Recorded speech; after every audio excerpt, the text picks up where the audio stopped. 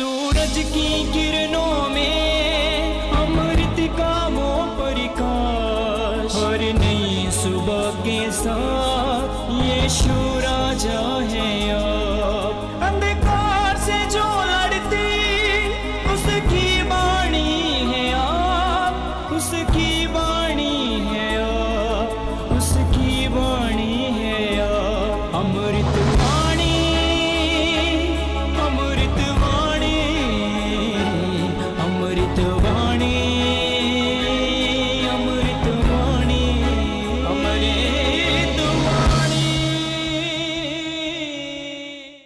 पहला पाठ लेवी ग्रंथ अध्याय 19 पद संख्या 1 से 2 और 11 से 18 तक। प्रभु मूसा से बोला, इस्राएलियों के सारे समुदाय से यह कहो, पवित्र बनो, क्योंकि मैं प्रभु तुम्हारा ईश्वर पवित्र हूँ। चोरी मत करो, झूठ मत बोलो और अपने पड़ोसी को धोखा मत दो। अपने ईश्वर का नाम अपवित्र करते हुए मेरे नाम की झूठी शपथ मत लो। मैं प्रभु हूँ। तुम ना तो अपने पड़ोसी का शोषण और ना उनके साथ किसी प्रकार का अन्याय करो। अपने दैनिक मजदूर का वेतन दूसरे दिन तक अपने पास मत रखो। तुम ना तो बहरे का तिरस्कार करो और ना अंधे के मार्ग में ठोकर लगाओ, बल्कि अपने ईश्वर पर श्रद्धा रखो। मैं प्रभु हूँ। तुम न्याय करते समय पक्षपात मत करो। तुम ना तो दरिद्र का पक्ष लो और ना धनी का मन रखो। तुम निष्पक्ष होकर अपने पड़ोसी का न्याय करो। तुम ना तो अपने लोगों की बदनामी करो और ना अपने पड़ोसी को प्राण दंड दिलाओ। मैं प्रभु हूँ। अपने भाई के प्रति अपने हृदय में बैर मत रखो। यदि तुम्हारा पड़ोसी कोई अपराध करे तो उसे डांटो, नहीं तो तुम उसके पाप के भागी बनोगे। तुम ना तो बदला लोगे और ना अपने देश भाइयों से मन मुटाव रखोगे। तुम अपने पड़ोसी को अपने समान प्यार करो। मैं प्रभु हूँ। यह प्रभु की वाणी है। ईश्वर को धन्यवाद। भजन अनुवाक्य। प्रभु तेरी शिक्षा आत्मा और जीवन है। प्रभु तेरी शिक्षा आत्मा और जीवन है। प्रभु का नियम सर्वोत्तम है। वह आत्मा में नव जीवन का संचार करता है। प्रभु की शिक्षा विश्वसनीय है। वह अज्ञानियों को समझदार बना देती है। अनुवाक्य। प्रभु तेरी शिक्षा आत्मा और जीवन है। प्रभु के उपदेश सीधे सादे हैं। वे हृदय को आनंदित कर देते हैं। प्रभु की आज्ञाएं स्पष्ट हैं। वे आँखों को ज्योति प्रदान करती है। अनुवाक्य। प्रभु तेरी शिक्षा आत्मा और जीवन है।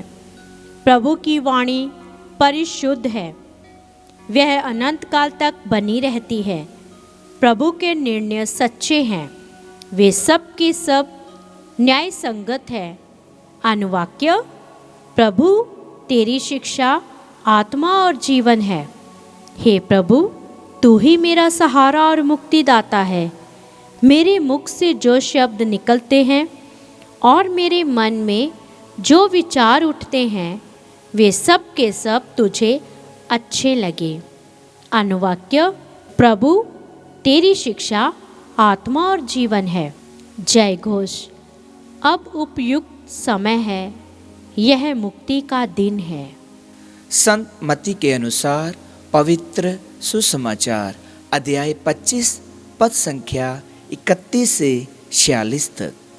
यीशु ने अपने शिष्यों से कहा, जब मानव पुत्र सब स्वर्गदूतों के साथ अपनी महिमा सहित आएगा तो वह अपने महिमामय सिंहासन पर विराजमान होगा और सभी राष्ट्र उसके सन्मुख एकत्र किए जाएंगे।